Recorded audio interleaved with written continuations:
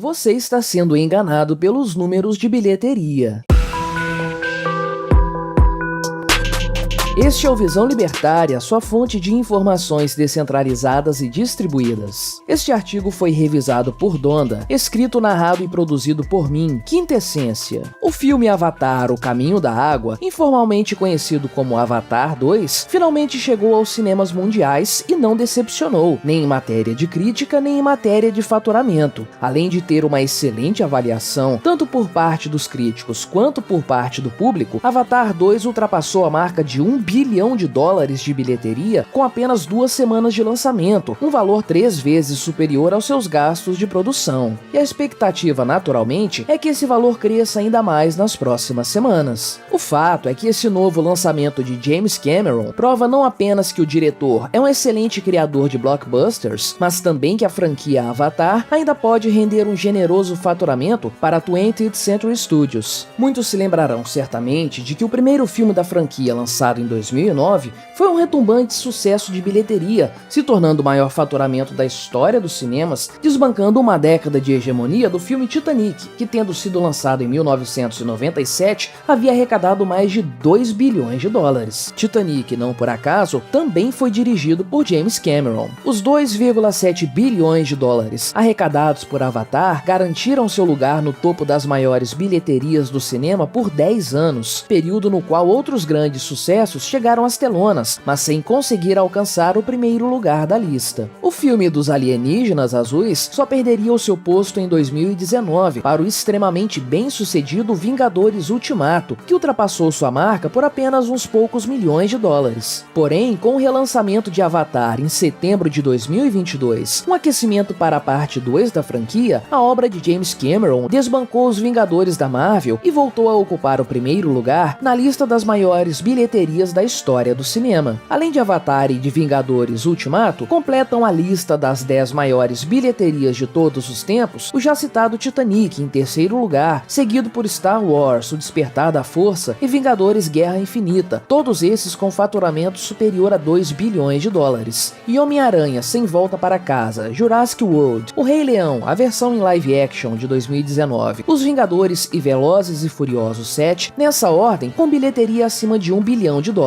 Nosso amado Top Gun Maverick vem logo abaixo no 11º lugar. Porém, e se eu te dissesse que essa lista na verdade é falsa e enganosa, e que Avatar não é a maior bilheteria da história do cinema? Na verdade, se você tiver menos de 30 anos, é bem provável que você sequer tenha assistido ao primeiro colocado da verdadeira lista. E caso você tenha mais de 30 anos, você não viu no cinema, mas sim na sessão da tarde da Rede Globo, que o exibiu pelo menos uma vez por ano durante muito tempo. E é claro que estamos falando do clássico de 1939 E o Vento Levou, uma das obras cinematográficas mais apreciadas de todos os tempos. Essa informação pode soar um pouco estranha no primeiro momento, afinal de contas, E o Vento Levou foi sim um sucesso, arrecadando $350 milhões, mas isso o coloca muito abaixo dos 10 primeiros colocados da lista de maiores bilheterias. Porém, saiba que na verdadeira lista dos maiores faturamentos do cinema, Avatar ocupa a 2ª posição, Vingadores Ultimato ocupa a 5ª posição, e que embora tenha 2 integrantes da primeira lista apresentada, esta segunda lista apresenta clássicos como ET, de 1982, e o primeiro lançamento de Star Wars, Uma Nova Esperança, de 1977. O que mais surpreende, porém, são os filmes que você provavelmente nunca assistiu e talvez sequer tenha ouvido falar. Sendo mais específico, temos a participação nessa lista do filme Os 10 Mandamentos, de 1956, e também de A Noviça Rebelde e de Doutor Zhivago, ambos de 1965. Mas afinal de contas, por que motivos temos 2 listas de maiores bilheterias de todos os tempos e por que elas divergem tanto assim, seja em matéria de posições, seja mesmo em matéria dos componentes da lista? O fato é que existe um fator crucial que modifica os resultados obtidos em cada um desses rankings: a nossa conhecida inflação. A primeira lista apresentada traz um ranking das maiores bilheterias por seu faturamento nominal, enquanto que a segunda lista apresenta os 10 filmes com a maior bilheteria de todos os tempos, com seus valores ajustados pela inflação. Fazendo a devida atualização, o clássico de 1939, e aqui no Brasil, da Sessão da Tarde, tem um faturamento $500 milhão,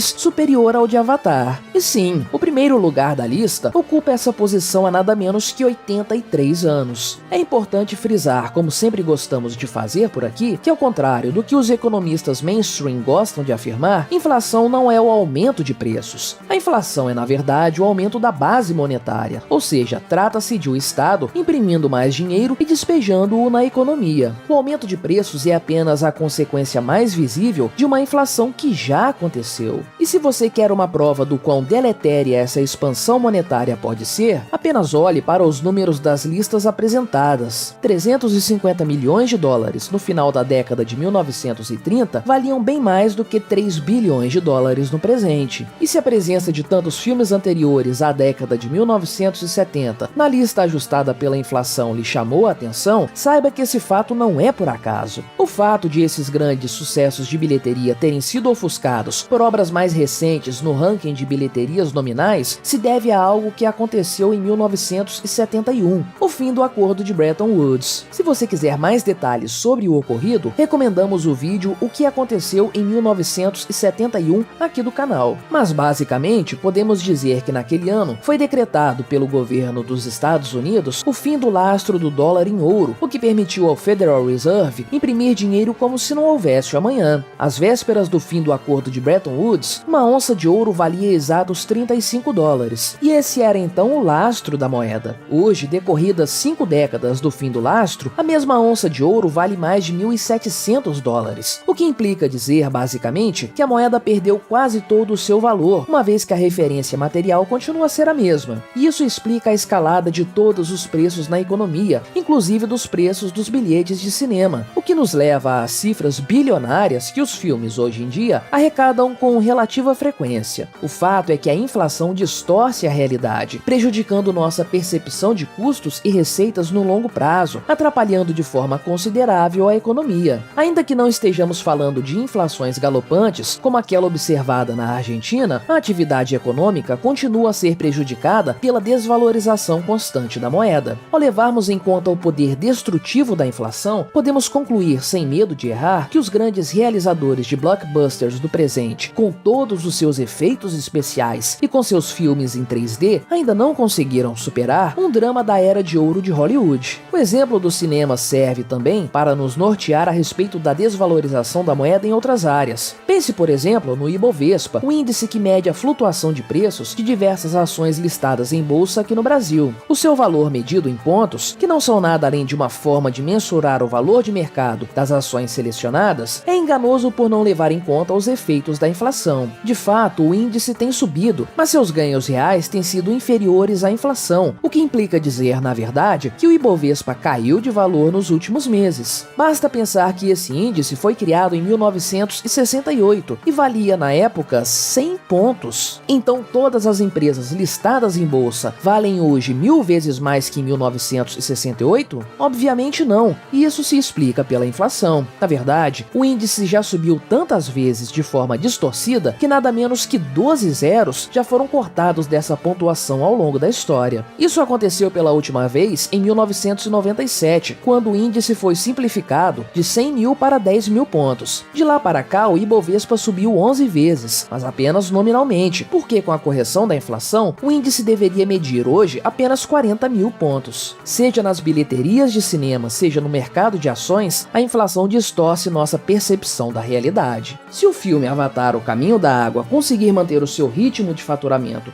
e ultrapassar a bilheteria do primeiro filme da franquia, isso não vai significar que ele de fato foi mais bem sucedido. E para ter essa certeza, precisaríamos considerar a perda de valor sofrida pelo dólar nesse período. E se isso se aplica a filmes de sucesso, tal efeito também não deixa de ser notado em todas as áreas da economia. Na medida em que o Estado desvaloriza sua própria moeda, imprimindo dinheiro e injetando-o na sociedade, mais distorcida se torna a economia e mais difícil se torna a tarefa de planejar de forma coerente os investimentos de longo prazo. Obrigado por sua audiência. Se você gostou deste vídeo, deixe o seu like e o compartilhe com seus amigos para difundir as ideias da liberdade. Se quiser ser notificado notificado dos próximos vídeos, clique em se inscrever e depois no ícone da campainha. Até a próxima!